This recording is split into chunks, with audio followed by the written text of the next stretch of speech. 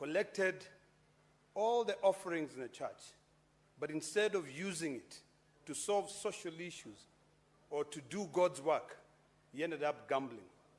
Mr. Speaker, I've skimmed through this report. I've seen the areas which this House had suggested that be deleted in the bill.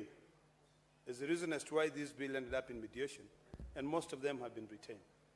Mr. Speaker, this is not the time for us to encourage gambling in this country.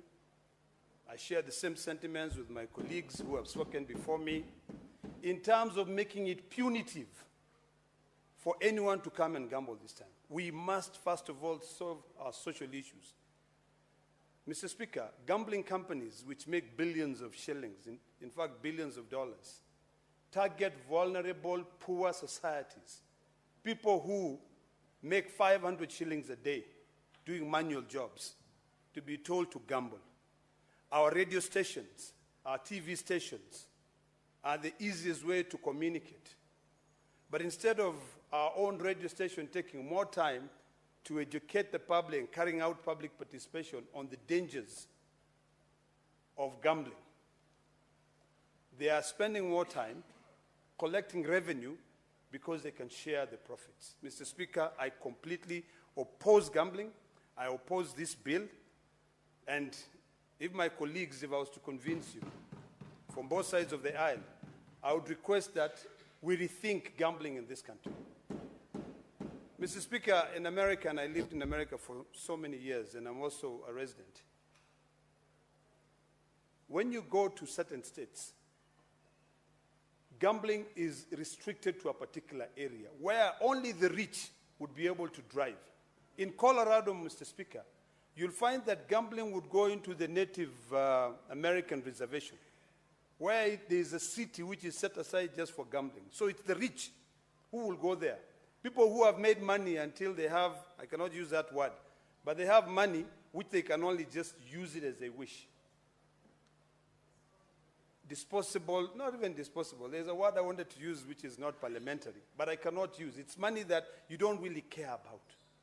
You don't give a hoot on where that money comes from. Mr. Speaker, the biggest challenge we have in this country right now, which is attributed to gambling, is mental illness. In this House, we passed a law on mental illness and how to deal with it. The laws that we are discussing in this House, and I have no problem with passing legislation, but we have to pass this legislation. We have to discuss this legislation cognizant of what is affecting, what is ailing our society. Right now, there are so many poor people, and the only thing they know how to do is to gamble for them to make money. There are people who will make 1,000 shillings maybe in a week because there are no jobs available. But because they have been lured to a scheme where they can get rich fast, they gamble all that money, and then they end up doing what? Sitting down looking at their kids in a table where they cannot eat. Gambling increases crime in a country, Mr. Speaker. Today, Mr. Speaker, we have our children in this parliament. They are looking at us. The same children who come here to listen to us are the same children who we do not understand now because they are from a different generation than the one we come from. They're the Gen Zs. We don't understand the language they speak. But instead of us taking the lead and guiding them,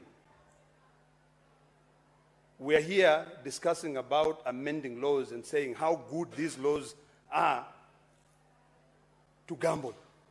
We are not teaching them. I like what, although I don't associate myself with a lot of sentiments of my brother from Tana River, but I like one thing that he said, that to the children, know that we will not always tell you what we go through to be able to wear good suits. Some of us, you might look at us and you think, oh, this person is about 60 years old, and he's merely 20 years old. But it's because they have sleepless nights. They don't sleep. You know, they are always up at night, working. They have 10 jobs. Then you just see them here looking smart, sharp. You know, you don't even know what they're suffering from. So, Mr. Speaker, I want to beseech my colleagues here that it is not time for us to be passing this legislation to be able to support people who are already filthy rich, who are already collecting so much money. It is time for us now to think seriously about how do we end all these problems? How do we reduce crimes? How do we ensure that we have created jobs for our youth so that they don't end up in the streets? You know, these regulations that we're talking about, now in a devolved system of governance, where the Constitution allows county governments to be able to develop laws to collect certain taxes. This, unless there is uniformity across board, you will find some other counties who are culturally sane will say, we will hike and put so much money to be able to save their citizens. But others, because of interest, business interests, they'll make it even very cheap. Pay 5,000 shillings and you can have a gambling license. So, Mr. Speaker, sir, I oppose this. I think the exposure to the youth at this particular time, when we are facing a lot of social issues, joblessness, should not be to gambling, but should be to working hard to making money. You know, our country is so good. Our country, you can only compare our country with other developed nations. But sometimes, even if we are passing through, the word is leapfrogging. Even if we leapfrog, sometimes certain things, we cannot just say you are born today and tomorrow you can be able to walk. But because of technology now, there are certain things that we don't need to go through the entire industrial revolution process for us to be able to manage how to do it.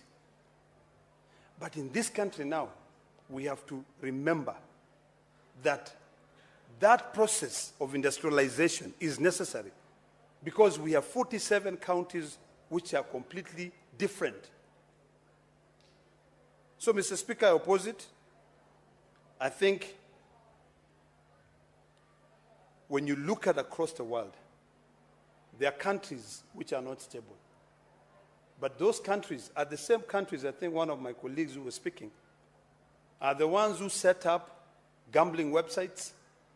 They lure people to gamble there, and then before you realize, in fact, the first one, you are told, hey, take some little money. And you make some little money. You get addicted. You get addicted. Before you realize, you cannot even think straight. I think the only gambling that I can be able to say, it's one that can be allowed in this country is in the stock market. Because at least in the stock market you are seeing there's a company here, Safaricom as an example. Yesterday I was reading somewhere that Airtel has now surpassed Safaricom in terms of their customer base. You know, when you are told invest in those companies, gamble in those companies, there is something where you know you'll be watching your stocks rising on a daily basis or going down, which is life. But where you're putting in and you don't know whether you're going to get money to buy a loaf of bread or even a cup of tea. No. I say no to that. So, Mr. Speaker, with those many remarks, I completely oppose this report, and I oppose anything to do with gambling in this country at this particular time. I think in the next 10 years, once we've been able to fix our current problems of understanding each generation,